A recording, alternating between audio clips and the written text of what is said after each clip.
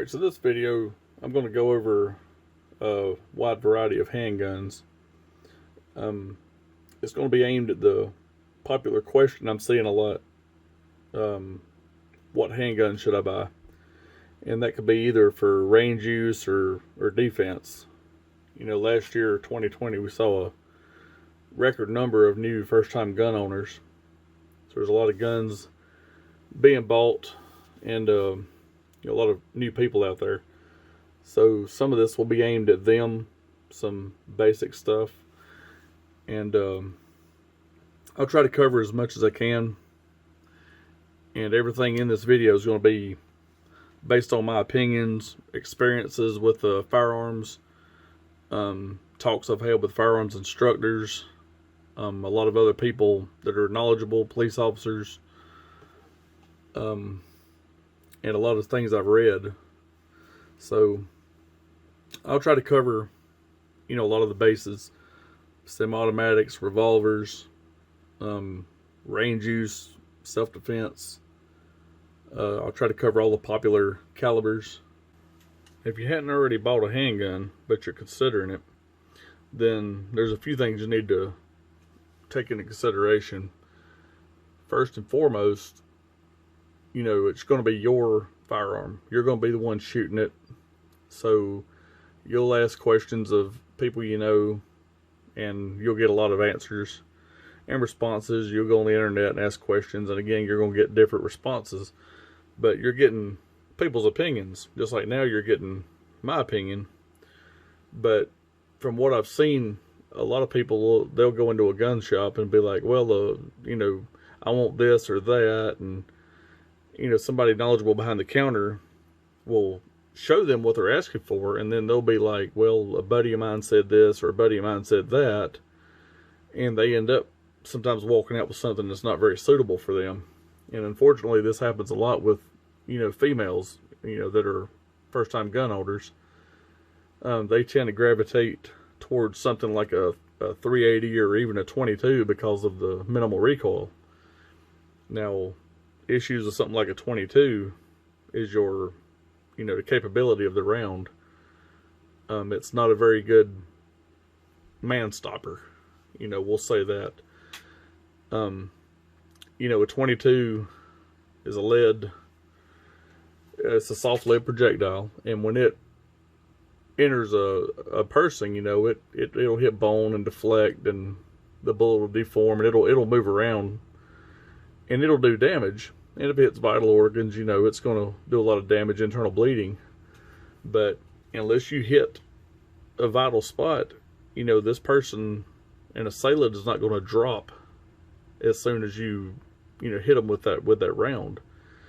And you can very well be stabbed or whatever if they're close, and they close that distance on you before you get follow-up shots in order to knock them down. So you want to pretty much buy as much as you can handle, not too much, because you're not going to be efficient with it. You're not going to be able to consistently put rounds on target and all that, and you're going to develop a flinch, and you're going to have accuracy problems with the gun, and in some cases you'll even have functionality problems.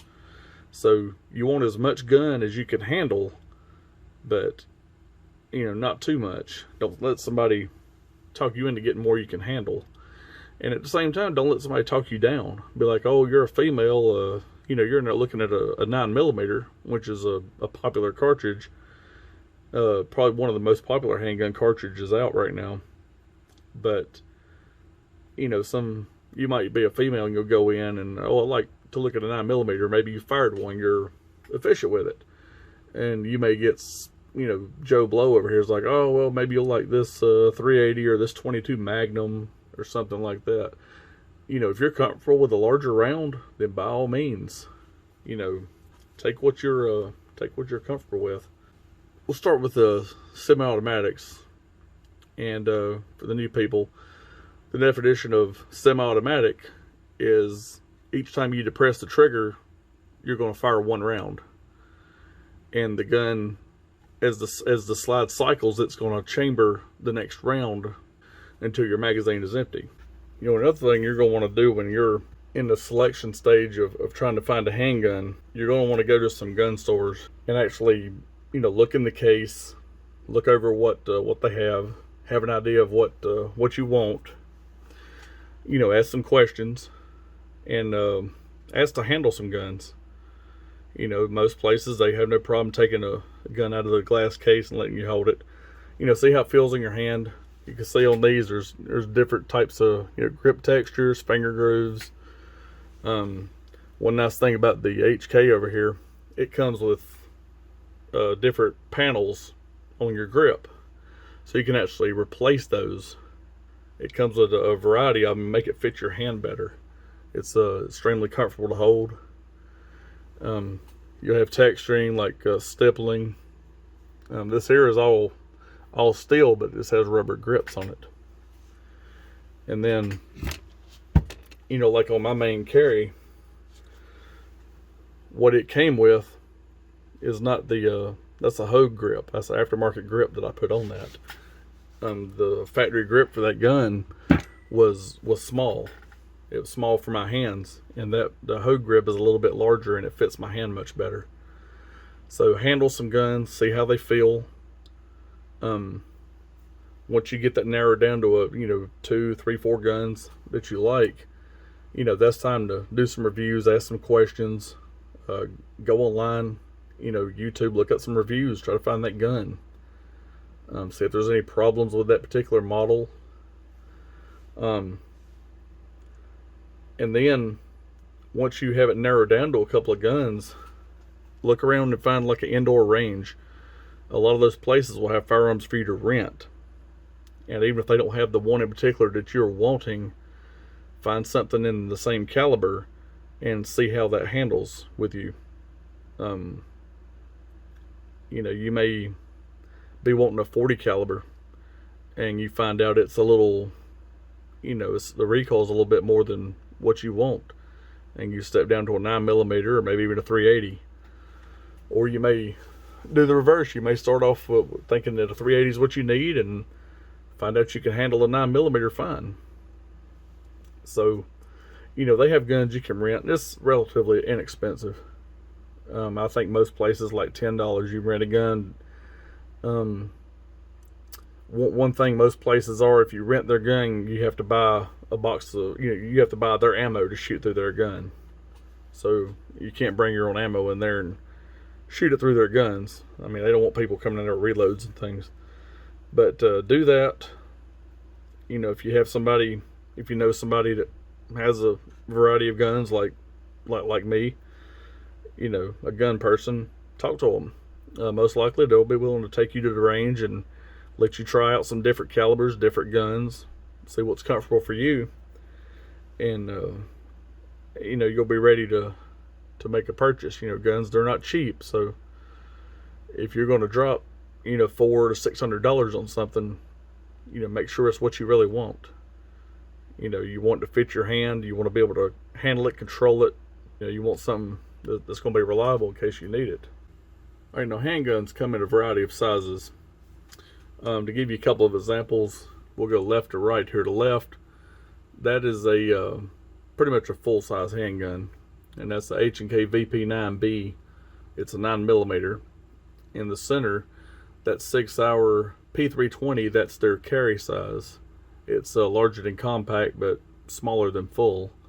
It's 9mm, and to the right is a Smith & Wesson M&P 9mm shield. That's considered a compact. Now you got subcompact, which is even smaller. That's good for like a pocket gun. You can see on this, it's a very slim profile. It uses a single stack magazine, which allows it to be smaller in a holster or a pocket, or if you're carrying that concealed, it's easier to conceal, but it limits your magazine capacity. In fact, that particular one comes with 2 magazines that are single stacks, 7 and an 8 round magazine. Now the other ones, your 9mm, usually a lot of them will have like a double stack magazine, and average is 15 to 17 rounds is your standard factory magazines. You can get aftermarket extended magazines, but that's not That's good. That's a range toy. That's not practical for, you know, concealed carry or self-defense or anything. You know, it sticks way out of the bottom. I've got some of those, but we're not going to worry about bringing those out right now. But I've got a couple of examples here. Now, generally, in a video, or especially if I'm ever cleaning a gun, I never have any live ammunition anywhere on the bench or the table. But this is a controlled setting. There's no magazines in any guns. I'm not putting anything in here, but I've got magazines that go in these.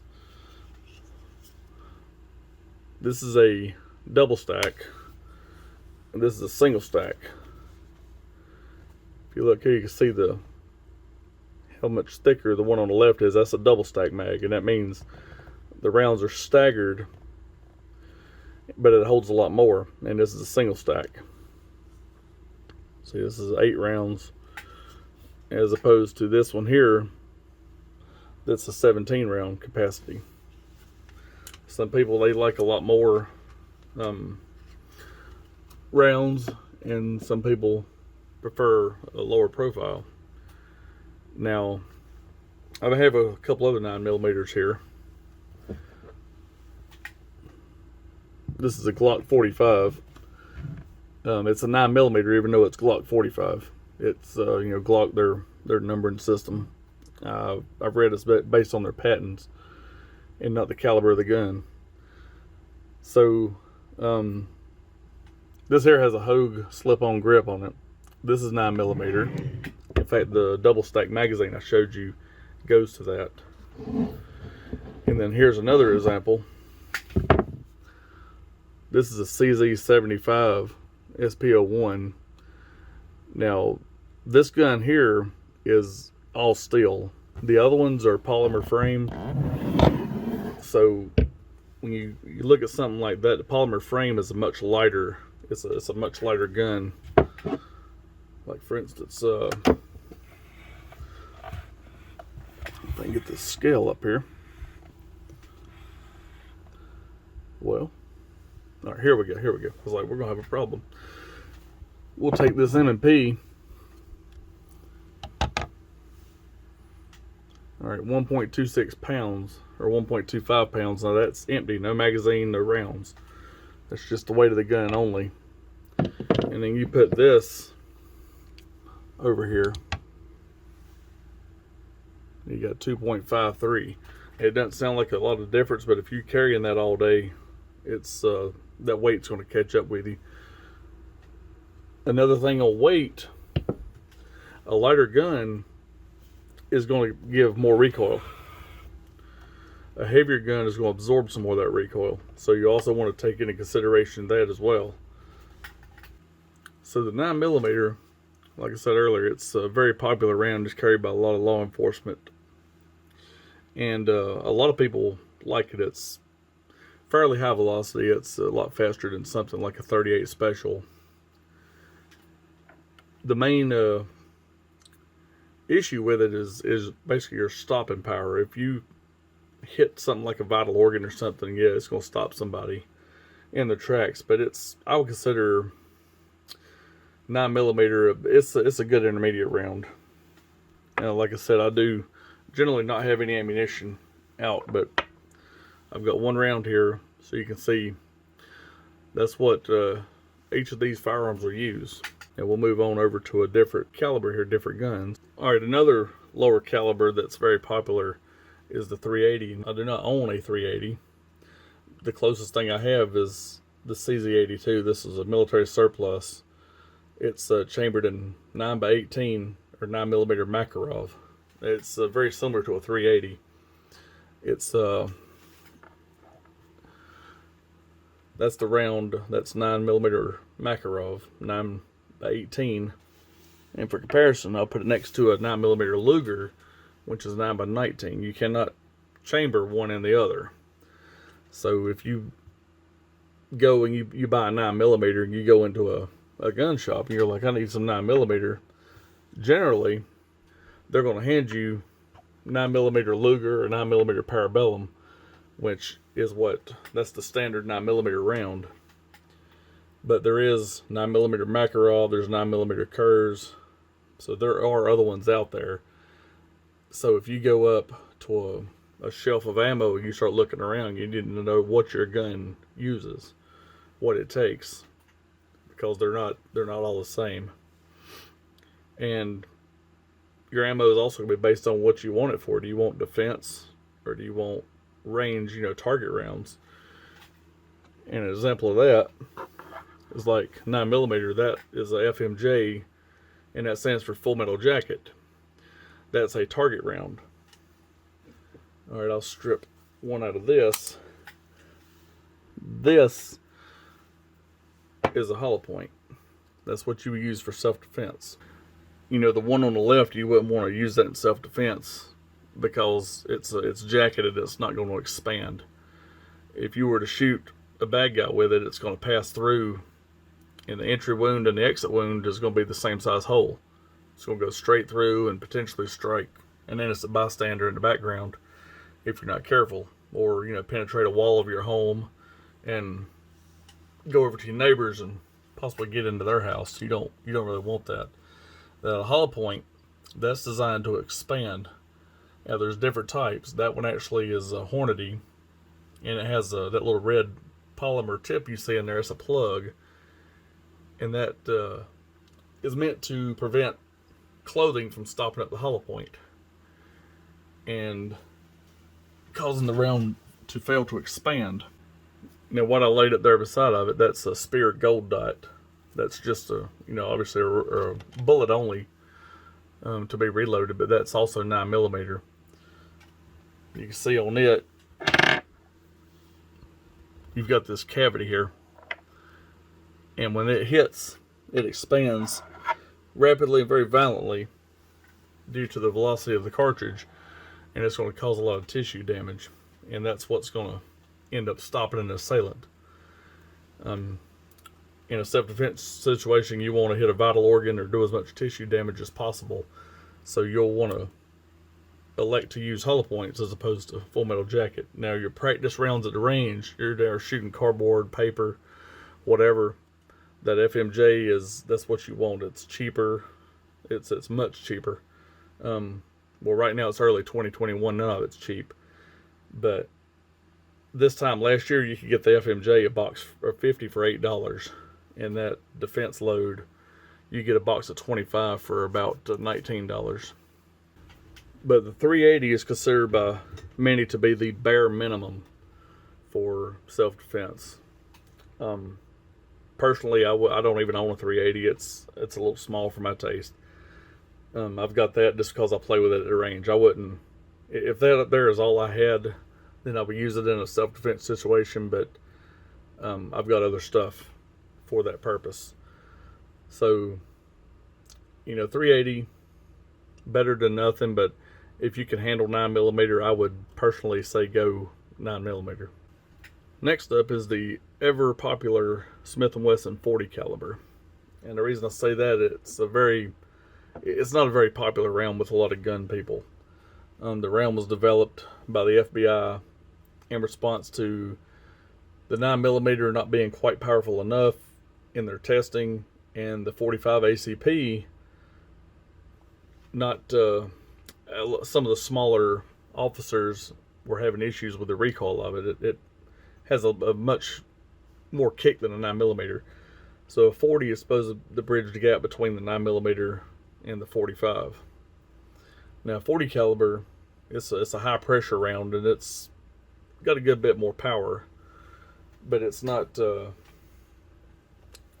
me put the 9mm back up here for comparison. So you got your 9mm on the left, your 40 on the right. The size isn't a whole lot different. Your 9mm is basically like a 38 caliber bullet. 40 is a 40 caliber bullet. And most of your 40 calibers, standard magazine size is going to be 14 to 15 rounds is what your mags will generally hold. And this one here is actually a double stack magazine that holds 14 rounds. Yeah. From shooting, I will tell you, a 40 caliber, it's got a lot more muzzle flip. So you're going to need to be able to control that, as opposed to a 9mm. Muzzle flip, with practice, you can learn to control that. So it's not unusable, it just takes more you need a little more shooting experience. Next up is the 40 caliber's big brother. This is the 10 millimeter. This one's a full-size handgun. They make one a little smaller. And Glock, they have their 10 millimeter. And for an example, we'll put it next to a 9 millimeter and the 10 millimeter. You can see it's a lot bigger, and it's a lot more powerful. And that's actually that's one of my cast bullets. I reload for it. But they have, you know, the FMJs, they have the defense rounds, hollow points, all that for them. But 10 millimeter, I carry this some. It's I'm a larger guy, so I can get by carrying full frame handguns. I can conceal them easier on myself. I don't have to rely on small guns. But this, a lot of power here. But I wouldn't recommend a 10 millimeter for a novice shooter. Or, you know, like I said, 9 millimeter is good for starting out. I wouldn't really recommend a 10 millimeter or a 40 for a new shooter. All right, next up. Oh, have we already seen this one? No, we saw its little brother. This is also a 6-hour P320, just like my other one, except this one is 45 ACP. You probably wonder why I would buy two of the exact same gun. That's because it fits the inside the waistband holster I've got. They're identical in size. They're both the carry size. Now, 45 ACP is considered by a lot of people is one of the better defense rounds you can have. That's what it shoots, and we'll compare that to a 9 millimeter. Now, the difference in those 9 millimeter is a smaller but much faster bullet, so you'll get good penetration. The 45 is a slow, heavy bullet. Your standard 9 millimeter is going to be either 115 or 124 grain bullet. That's the grain. That's the weight of the bullet. That's nothing to do with the powder charge. When you see grain on the box of ammunition, and the 45 ACP standard ball ammunition, which ball is a term for FMJ. Standard ball ammunition is 230 grains, and these come in hollow points and everything as well. And this round here, it's been around since, you know, the first World War. Carried by the military for a long time until they went to the 9 millimeter in the 80s. I mean, they carried the 1911 for a long time. That was the standard sidearm. And speaking of 1911, all right, on the right, that's my 1911. It's a Springfield Armory Range Officer model. Now, that particular one would not be good for defense. That's a range toy. I play with that at the range. That's not, and the reason being, if you look at this, you see the sights on it, low profile, high visibility sights, actually night sights. You know, turn the light off, these will glow green. They're less likely to snag on anything, you know, clothing or anything of that nature, as opposed to something like this, which has target sights. You see that rear sight blade. If you try to conceal that and draw it, you're going to snag on all kinds of stuff. So that's another factor that you need to have when selecting a firearm, especially if you intend to use it for defensive purposes. You don't want something that, you know, is meant to be a target pistol, and you're trying to carry it around in a self-defense situation concealed. You know, speaking of sights, another thing you want to consider, especially on a carry gun, if I'm going to carry at nighttime, generally I'll carry one of my semi-automatics that has night sights. As you can look at this one, you see you got high visibility sights for daylight, but let's cut the light off and you'll see the night sights. See that? So that's a really big plus for a gun like that. You know, if you're in a dark parking lot somewhere and get in trouble. or in a dark hallway in your home. All right, this right here, we're actually going backwards a little bit. This is the Walther PPQ, and this is in 22 LR caliber. LR meaning long rifle. It has a 12 round magazine capacity, and it's a rimfire. Difference in rimfire and centerfire. Centerfire, you have a primer like that. Rimfire,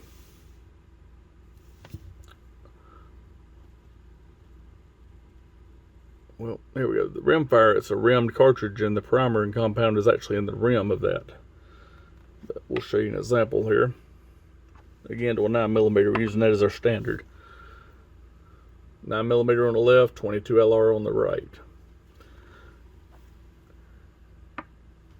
As far as a defense round, I would say 22 LR is better than throwing rocks. It can and will kill. You know, you can stop and assail it with it, but it's probably not gonna stop him in his tracks. You know, he's gonna get to you and get his hands on you and hurt you potentially, or maybe even take your firearm away from you if you're not skilled with it. But 22 LR, it's an excellent target round, good for practice. Walther actually makes a 9mm PPQ. So if you were to have one of those, you could buy one of these and use as training. They're very similar in size. It's just a different caliber. These are next to no recoil. Soft lead projectile. And another thing, I actually don't have a small. They make these little bitty small revolvers, and those will come. It'll fit in your pocket. I mean, you could close the palm of your hand and it'll fit. And those things, you know, they'll be chambered in 22 Magnum or 22 LR. Looks like a little Derringer. I wouldn't recommend something like that. A lot of people will be like, well, get that in a 22 Magnum. It's not the same as 22 LR. It's not. It's more powerful, but the difference in a 22 Magnum and a 22 LR, the 22 Magnum is a much higher velocity, a lot more power when it's fired from a rifle. When it fires down a rifle barrel, all that powder in the case has more time to burn and drive that bullet to a higher velocity. When you fire that out of a little short snub barrel, like a little 22 Magnum revolver, or one of those little bitty pocket guns I was telling you about, you lose all that extra power. You're going to get a fireball that potentially is going to, temporarily blind you in a low light situation, like a dark parking lot. You're going to get this flash that's going to affect your vision, and the velocity of your round isn't going to be a whole lot more than a high velocity 22 LR. So it's another thing to consider. Like I said, 22 Magnum, it's a great round, but it's meant to be fired from a rifle, a longer barrel, not a little 1-inch snub barrel. You're going to lose a lot of velocity and a lot of power in one of those little pocket guns. So as far as defense, I can't recommend the 22 LR. All right, now we're going to step over into revolvers. What's in front of you here on the left, that's a Ruger SP 101. That's a 357 Magnum. And on the right is a Smith & Wesson Airweight 38 Special. Now the first thing you'll notice, other than the size, is the one on the left has a hammer. The one on the right, it does have a hammer, but it's concealed. That's a good thing, is when you're trying to draw it, you don't want your hammer spur snagging on anything, depending on what type of a holster you're carrying. If you're carrying like in a purse or something, you don't want to hang it up on anything. Now, 38 Special, it's comparable to 9mm. 9mm is faster, but 38 Special, it's a capable round. It was used by law enforcement for many years, and they ended up getting away from it when the 357 Magnum came about. A lot of them still used the 38 because they didn't like the recoil of the 357. And we'll put one of each up here. That's 357, or that's 38 special, and that's 357 Magnum. Actually, we'll put them closer together. You can see the 357 is bigger. The reason the 357 case is longer is so it cannot be chambered in a 38 special handgun. It's so powerful it'll blow the gun up. Now, on the right, you can actually see the barrel in the background where it says Smith & Wesson 38 Special plus P. That means that cylinder is rated for plus P 38 Special ammunition. That's a little bit hotter than standard 38. Now, it still don't bring it anywhere near a 357 Magnum, but it does have a little more kick than a traditional. Like if you have an old 350 or an old 38 Special revolver, you don't want to fire 38 Special plus P in it. You could potentially, damage or destroy the gun. Now this 357 on the left, that's I carry that gun a lot. That's one of my regular carries, and I carry it inside the waistband. And a lot of people will carry a 357 Magnum like that because it's real heavy, but they'll actually carry 38 Special plus P ammunition in it, hollow points. And I carry full power 357 Magnum rounds in it when I do, just because I shoot it a lot, and that's what I practice with. A 357 Magnum revolver, you can shoot 38 Specials out of it, but it's not the other way around. You cannot shoot 357 Magnum out of a 38. Number one, it won't chamber. It's not supposed to. And number two, it's dangerous. Now on a revolver, each of these, they hold 5 shots. They're 5-shot cylinders. So you're looking at reduced ammunition capacity. Some people frown on this. I shoot a lot, so I'm comfortable with 5 rounds. In a lot of shootings, you're probably only going to have anywhere from 1 to 3 shots fired. And it's going to be close proximity. I generally practice at 30 yards with this, and I can generally put 5 rounds on a paper plate, which is the size of a human head. I can put 5 rounds fairly quickly of 357 Magnum in a paper plate at 30 yards. So if I could do that, I feel very comfortable with 5 rounds in a torso at 10 yards. But that's generally, until you're comfortable with it, it's not something that you wouldn't want to start with that. You would want to stick with something like a 38 due to the recoil and the sight. So something else about these little snub revolvers, while we're talking about the sight, you'll notice there's no rear sight blade on these. This is what has what's called fixed sights. You have a notch above the cylinder. There you go. You see it now. That notch, you're lining your front sight blade up, but you have an extremely short sight base, so it's not like a rifle. It makes it a challenge to get used to shooting a snub nose. And this here is the same.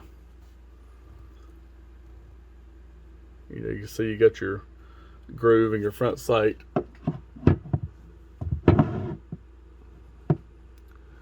Now, reloading these, it's slower than a semi-automatic because you don't, semi-automatic, you just pop in a magazine like that. Now, these, you can get a pouch like this that holds speed loaders. What a speed loader is this thing right here. And this is loaded with 38 Special hollow points. And this is what I'll carry when I carry that 38. And you basically put it in the cylinder, twist that knob, it releases all the rounds. And you can get your handgun reloaded very quickly.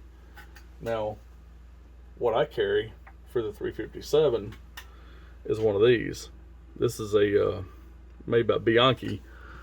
It's a strip. It's rubber. The rounds just, they fit in there.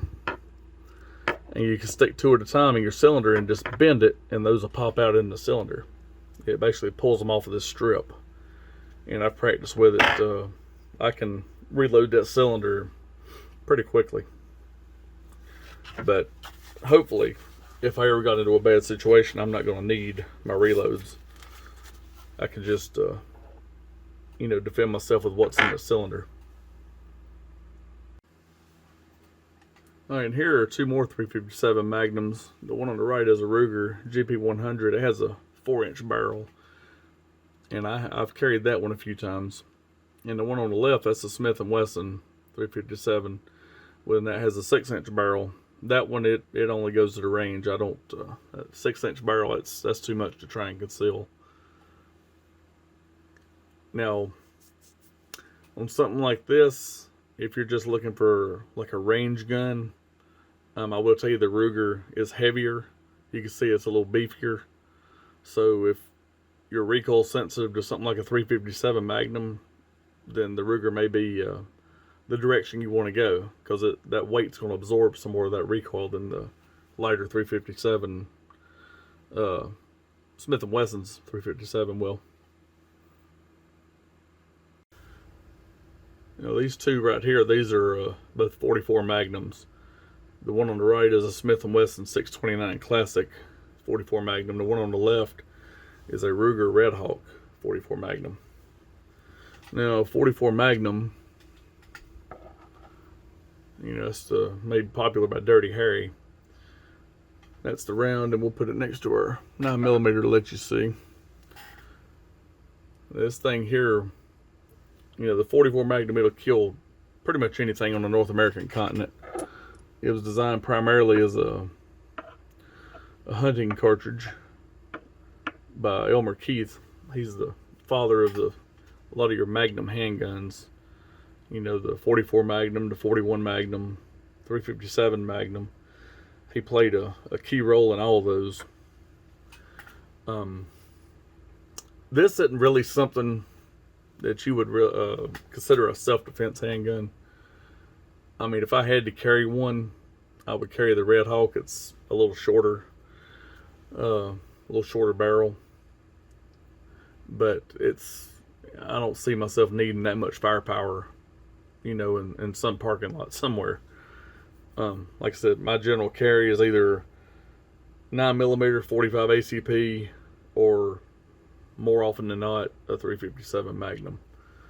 But these, what I will say about something like a 44 Magnum, you're getting into something here that, if you're a novice shooter, this is not where you want to start. I probably wouldn't even start with a 357. If you wanted a revolver, you're a novice shooter, I would recommend a 38 Special. Novice handgun, I recommend a 9mm, and work your way up. Something like a 44 Magnum, this is a flinch builder. If you're not careful, you're going to find yourself pulling your barrel off target as you're squeezing the trigger. You're going to be anticipating the recoil, and you're going to be unhappy with it. A lot of guys will buy these just for the cool factor. They'll pick up a 44 Magnum, and they'll get a box of ammunition, 50 rounds. And after a week or two, they're back at the gun shop, with the revolver, and 45, 46 of the 50 rounds still in the box, and they're in there trading it in or selling it back to them to get something else. They realize it wasn't as fun as they thought it would be. Now, I reload for these. I enjoy reloading. I enjoy shooting Magnum cartridge handguns. So these, I can go out and, I enjoy shooting these. But I didn't, by any means, I did not start with a 44 Magnum. But I'll see a lot of videos on YouTube and, other forms of media where you'll see somebody out there that's obviously inexperienced, and Joe Blow is going to hand her, a lot of times it's a female. I'm not picking on females, but a lot of times it is a female, and Joe Blow is going to hand her something like a 44 Magnum, and here, shoot this. And when she does, she had no instruction, no warning, and it comes back and cracks her in the forehead, and the gun probably flies out of her hand, and what you've done is you've turned that person off to any interest in shooting. you can get somebody hurt handing them something that's, unexpected. Uh, Generally, when I take somebody out to shoot, if they want to shoot a 44 Magnum or bigger, then I'll start them off generally with the 9mm, then a 357 Magnum, then 44, and then my 500 Magnum. But when you start getting into these, like the 44 and the 500 Magnum, if you're going to let a new shooter shoot that, load one round and one round only into the cylinder. Because what happens if you get somebody that's real skittish, they're not expecting it, they don't properly hold it, they don't, they're not prepared for the recoil. What has actually happened in the past on a few noted occasions is when they pull the trigger, the muzzle flips back towards their face, their head, and the motion of the gun will actually cause the trigger to pull again, and they end up shooting themselves. So anytime somebody's handling something like this for the first time, one round, make sure they can keep the muzzle down, because it does want to climb. It's not crazy, but it will come up. Generally on a 44 Magnum, I try to take the recoil somewhat in my elbows. I'll let my shoulders lift a little bit, but most of it is I'll try to hold it in the elbows. Lighter guns, it's more about the wrist. All right, this is actually a single action Ruger new model Blackhawk. It's Bisley, and it's in 45 Colt. And the 45 Colt looks like that. And to a 9mm. There you go. And the 45 Colt is known for, the Old West, what the cowboys carried and all that good stuff. This is strictly a range gun. You don't really buy a single action revolver or anything, for any type of defense purposes. I mean, if that's all I had, certainly I would use it. But the definition of single action is you have to cock the hammer every single time before you can squeeze the trigger. Now, single action, your cylinders does not fold out on the side here. You actually have to open a little loading gate, and you load one round at a time. And when you go to unload it, again, you eject your spent cases one round at a time. But your single action, every time you want to fire it, you have to cock the trigger, cock the hammer back every single time. And last but not least, the Smith & Wesson 500 Magnum. And that's what it shoots. It's a 50 caliber 440 grain cast lead projectile. And there it is to a 9mm. And to give you a little more perspective, this is it to a 44 Magnum, which Dirty Harry at the time said was the most powerful handgun in the world. So it's a good step up there. Now something like a 500 Magnum, it's like I said, I wouldn't hand this to a novice shooter. If I've had somebody out shooting all day and they're showing they're proficient with other calibers and they've worked their way up, then I have let people shoot this on their first day out. But generally, it's definitely not for beginners. And these things here, they're bought all the time, and like the 44 Magnum, they end up going back to the gun store or a pawn shop somewhere. Somebody's wanting to sell it because they fired 4 or 5 rounds out of it and ended up with their hand sore. Now when I shoot this, generally, I lock the elbows and I take the recoil in my shoulders. So I'll let my arms and everything, let the barrel rise and my arms rise with it. You don't want these Magnum handguns, you don't want your elbows bending. Because if it does, then that allows, the gun to basically come back at your forehead if it's more recoil than you were anticipating. Now at some point I'll do some videos at the range and shoot, and I'll have this out there a few times, and I'll actually demonstrate what I'm talking about, taking the recoil in my shoulder. But this thing here, it's got an 8 3/8 barrel on it. It's got a muzzle brake on it. And the muzzle brake, that's what this is. It helps control recoil. Without that, it'd be a beast to shoot. I mean, it's already pretty crazy to shoot, but it's you know, if you took that muzzle brake off, it's going to amplify that recoil. And this is a cheap Taurus 9-shot 22 LR revolver. I got this in a trade about 15 years ago.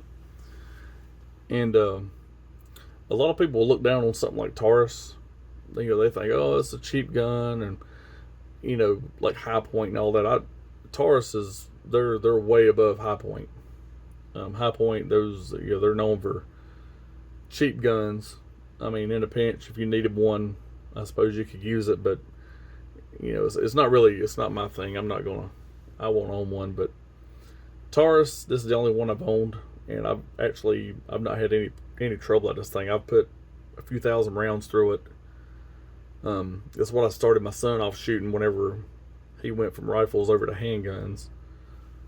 You know, it's a double action, like I said, 9-shot revolver, and I've never had an issue. Like I said, a lot of people see Taurus and they assume it's some Saturday night special, but you know, that's not been my experience with this one. It's accurate. It don't go to the range every time, but it goes quite a bit. And you know, it's just fun to shoot, cheap. Go out there and shoot 50, 100 rounds of 22 LR. And, you know, you have $4 into it, and it's a excellent plinker. So if you just want like something like a little fun range gun, just to target shoot with, you want to start a younger kid off with a handgun of some sort, practicing, I'd recommend a 22 revolver like this. And lastly, before I close the video out, we'll talk for a minute about holsters. Now, my personal preference, I've got some inside the waistband holsters, but I've really got to where I like these, a sticky holster. I can put this like in the waistband and it won't slide or anything. This material it's made of, it does what it says it'll do. And this is what I carry the 357 in, you know, almost daily. It'll be in a waistband, and if I've got like cargo pants with the pockets at my knee, you know, I have put it in there before. The gun's a little heavy for that, but like I said, it's not bad at all. I've got several sticky holsters that I use for various carry guns. And then get a holster like this. I've got a good friend, he was a coworker of mine, and he actually made this. He does a lot of outstanding leather work, and he's made me some holsters and a belt and some other things. But it's all handmade leather. Like I said, he's made a few for me.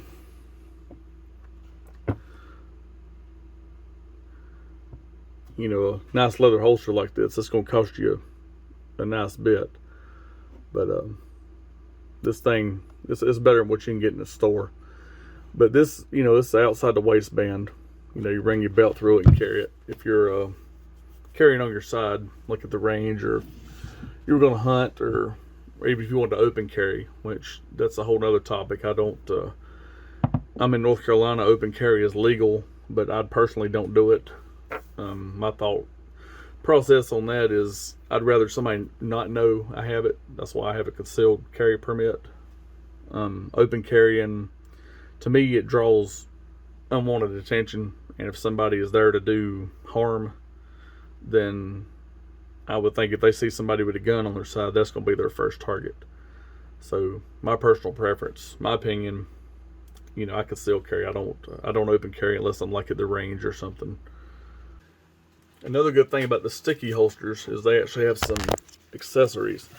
This is called the ankle biter. Now, if I want to carry, say, that little 38 special on my ankle, I don't usually do that, but it's an optional. This sticky holster, it's meant to hold the holster in here like this. I'm trying to show you with this. it's actually set up to fit the 38, so this won't slide in there, but it will fit in like that. And you see it had some pull getting it out, and it's adjustable Velcro, and then you put this around your leg and this strap, and it's pretty secure. I've never had it come loose. Now I've got a couple of dirt cheap, just cheapo holsters here. I don't carry with these or anything. These are cheap Uncle Mike's. You see these things around the gun stores, 10, 12 bucks. These, and there's actually, I'm trying to remember a couple other brands. I'll buy these things just to transport guns to and from the range. I've got a bag that I'll just take some of my handguns, and I've got various sizes of these holsters, and stick it in. Like, for instance, this, it's 22 revolver.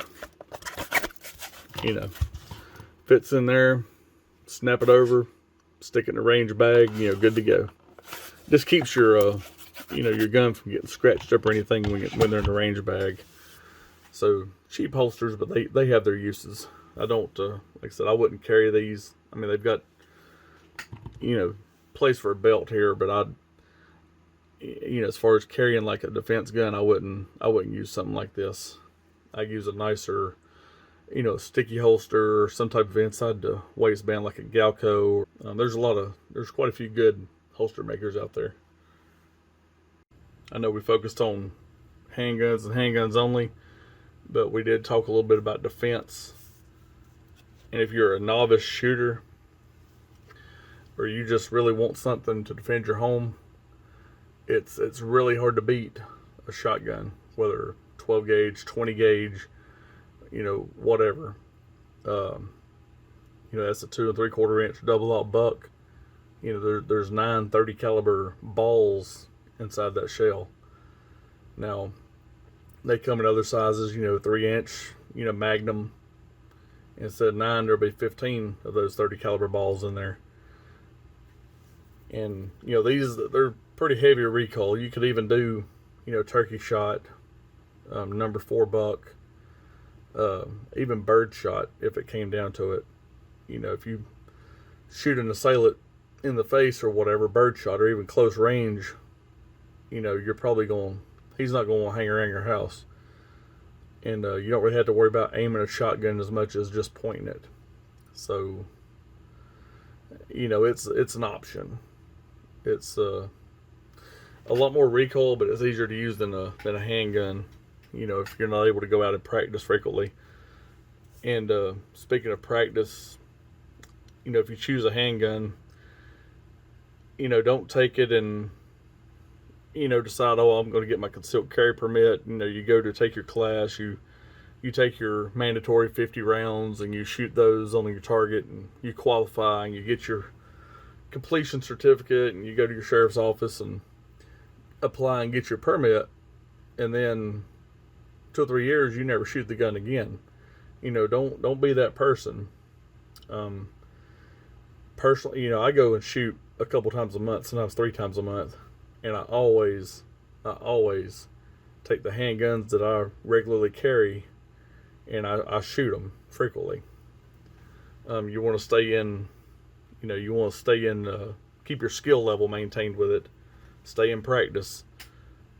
I know right now ammo is hard to get, it's expensive, but if you can get some FMJs or whatever, you need to get out at least bi-monthly. Just go and shoot a couple magazines of ammo through your gun, because the only thing worse than not having a firearm when you need it to defend yourself is having one and not knowing how to use it.